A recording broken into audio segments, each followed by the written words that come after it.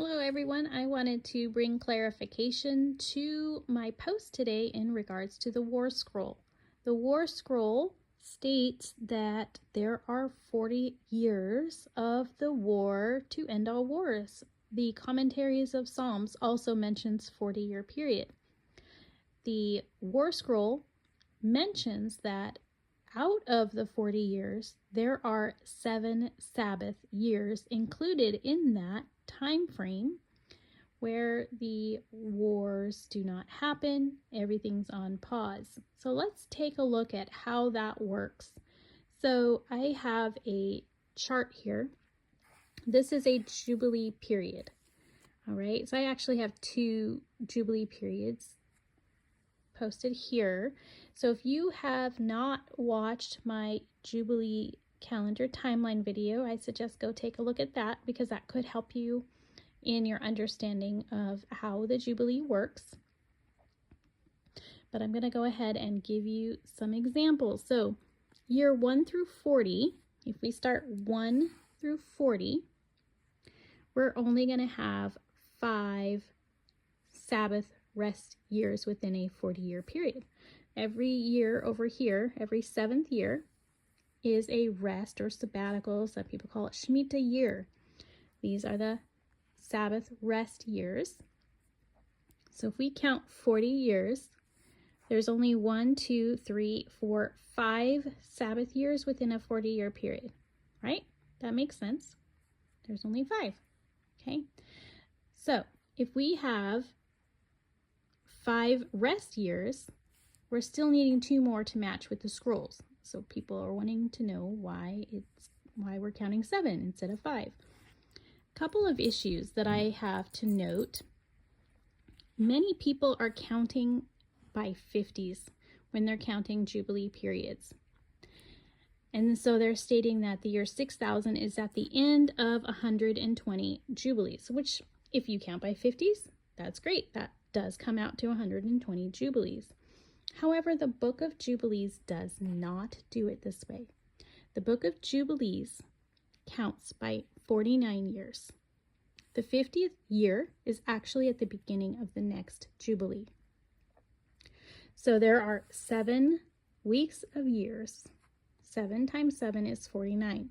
The 50th year is actually the same as the first year of the next Jubilee. Okay, so a lot of people are putting the year 6000. They're just saying that this would be the 120th Jubilee, and the year 6000 would be right here. But I'm finding that this is inaccurate, and I do show that on my Jubilee timeline, so you can take a look. I don't believe the year 6000 is here, and I'm going to give you some other reasons to believe that this year 6000 is not there, and it matches the War Scrolls. So when we have a rest year on the 49th year, we also know that we have a rest sabbatical Jubilee year where we also rest our land. So in essence, at the end and beginning of a Jubilee period cycle, we have 2 rest years in a row. And I don't think a lot of people understand that, but that is the case. So we have 2 rest periods, one after another. Now, a couple of things to keep in mind is that scriptures confirm that we should not war on the Sabbath unless we're defending ourselves.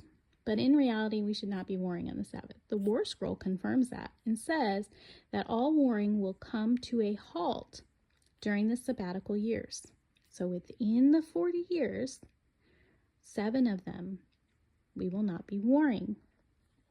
The War Scroll and the commentaries on Psalms both state this and confirm it. Now, this is impossible if the war begins in what others believe is the 6000th year at the end of a Jubilee cycle. So if you think that this is where the year 6000 is, well, we can't go to war there. Let's just say you think this is the year that we go to war. We can't go to war here either, folks. We can't go to war here or here, right? Because they're both Sabbath year rest years. And the book or the scroll of the war scrolls tell us that we can't do it. So we would not be able to war for the 2 years, these 2 years. We'd have to wait till here. So who says, hey, we're going to go to war. Oh, but we have to wait 2 years. No, you go right into war, correct?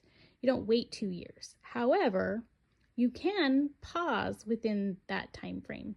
And this is what the war scrolls are telling us, that there are going to be miraculous years where we just don't war.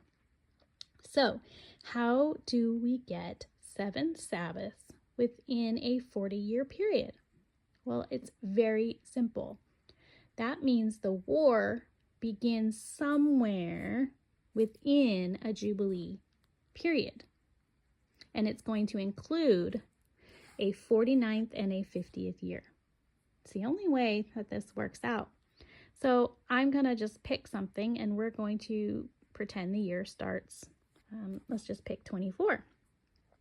We are going to count to get to 40 years. So 1, 2, 3, 4, 5 times 7 is 35, 36, 37, 38, 39, 40.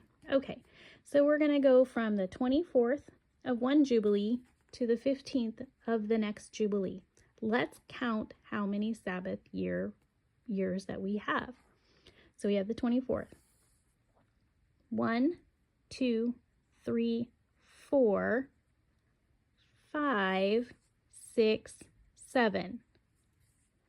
So between the 24th of one Jubilee to the 15th of another Jubilee, we have 7 Sabbath years. And you can do that with any year except a 49th or a 50th year.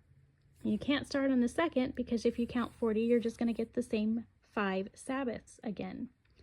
So it has to incorporate this section here to get us to our 7 Sabbaths in a 40-year cycle. Again, if you want some clarification, just go ahead and take a look at my Jubilee calendar video and you'll see where I think we are today. And that was just me plugging in the numbers. I went backwards to beginning of the book of Jubilees and just let the spreadsheet count all the way up to where we are, actually went up to the year 6000. So if you want to take a look at that and see where it put us, then you can take a look and we'll go from there. All right, I hope this helps out. Be blessed, everyone.